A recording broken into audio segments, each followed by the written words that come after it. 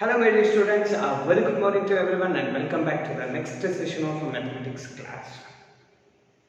In the previous sessions we learned how to solve the problems from the exercise 1.3 and today in this session we are going to learn about rationalizing the denominator.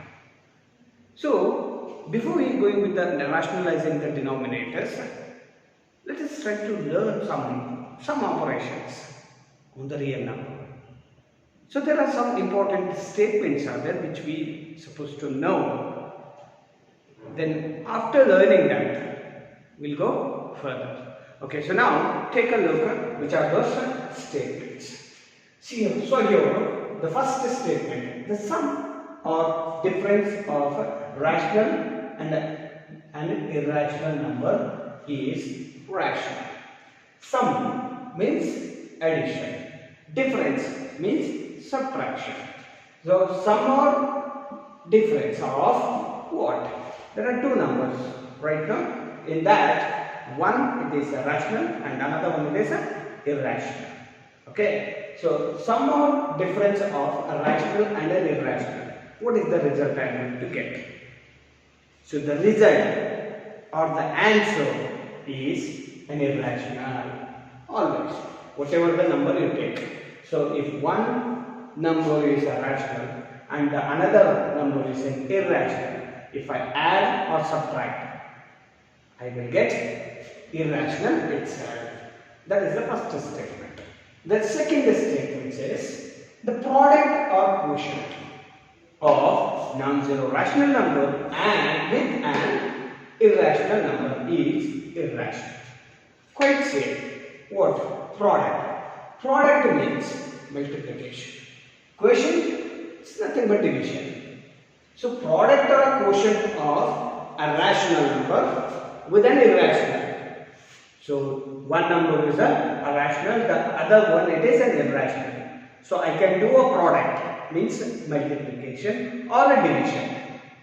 If I do this operation, at the end the answer I will get an irrational itself. That is the second statement. Next, the third statement. If we add, subtract, multiply, divide two irrationals, so the result may be a rational or irrational. So I can do these operations, especially in mathematics. These are the four very basic operations we call addition, subtraction, multiplication, division. Okay. So now, in these operations, if I take any two irrational itself, in the previous statement, we had one rational and another one irrational. We done the same operations here, like a sum or difference, product and quotient. It's divisions. But we got an irrational itself.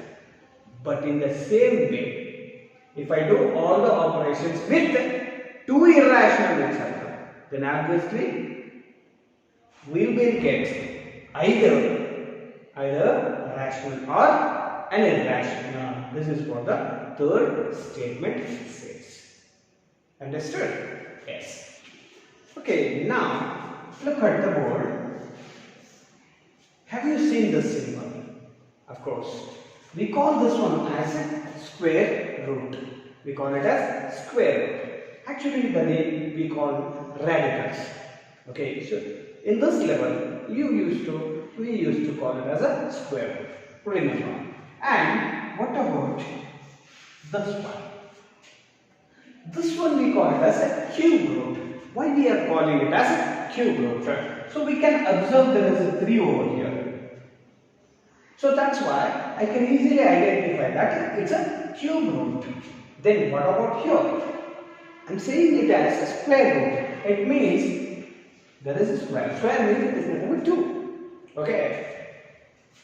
There will be a 2. But whenever we used to write the square roots, we are not going to mention 2 over here. Directly we write it like this. It means it is nothing but a square root. But for cube root we have to mention. And the next one, fourth root.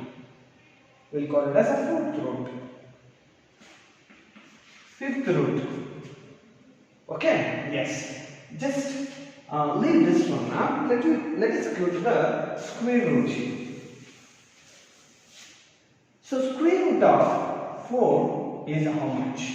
Square root of 4 is exactly, it is 2. We already know this. Then what about square root of 9? That is 3. Square root of 60. That is 4. Square root of 25. That is 5. Okay, so now here, like this itself. Like this itself, you should write that in your notes till where means till 20. Okay, first write down the heading and the points which I have given, which I gave already. Okay, so before those 3 points you should write, and then later on to the next page itself or the next step you should write square root. Till where? Till 20. 20 means it is nothing but square root of 400. Square root of 400 is equal to 20. So it means for the next one 6. Square root of 36 is 6. Square root of 49 is 7. Like that till 20 you should write in your notes. That is your homework of today's session. Okay? Yes. Okay dear students, now by using this radicals we have some identities, and these identities are very much required when we are simplifying the problems, especially rationalizing the denominators. During that time it is very much required. It's a basic knowledge, I can say. Identities is always a basic knowledge. So now let us take a look at those identities and try to remember these identities, and you can solve the problems further. Let us take the first one. The first one is square root of a into b. Square root of a into b means this a is a different number and b is a different number. Okay, so this square root of a into b, I can write it as a square root of a into square root of b. So for example, I can take an example like square root of 7 into 6. Think, it's a square root of 7 into 6. Then you can write this one as a square root of 7 into square root of 6. This is what? Okay? Yes. The next one, square root of a divided by b. So then I can write this one like distributing the square roots to the numerator as well as the denominator. How means square root of a divided by square root of b. If I take any examples like, so say 7 divided by 5. Like this, LHS, and see the RHS. So distribute the square roots to the numerator and denominator. That's all. Now let us go to the next one, third one. So look at here. Square root of a plus square root of b into square root of a minus square root of b. So this one that I can write it as a minus b. Suddenly we will get a shock that there is so much over here, but the answer I am getting a minus b. How? Now observe carefully these two terms over here. It looks like a plus b into a minus b. Maybe you may know this one, the identity. Okay, so that I can write it as a square minus b square. If you know, well and good. Otherwise, try to recall or try to remember this. A plus b into a minus b, that I can write it as a square minus b square. How? By doing binomial multiplication. So then, okay, as to the identity that I am supposed to write a square minus b square, then how? Now observe carefully, in the place of a, I have square root of a. So then I can write it here, square root of a whole square. Similarly, in the place of b, let us write the minus. In the place of b, I am having square root of b. Let me write square root of b over here in whole square. Square and square root will get cancelled. What is remaining?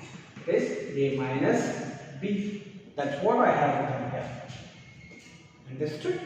Yes. Next, let us go to the next one, the fourth one. A plus square root of B into A minus square root of B. There is similarity over here. Plus and minus and plus and minus. Square root of B, square root of B, square root of B, square root of B. But in the place of A, square root of A, I am having A.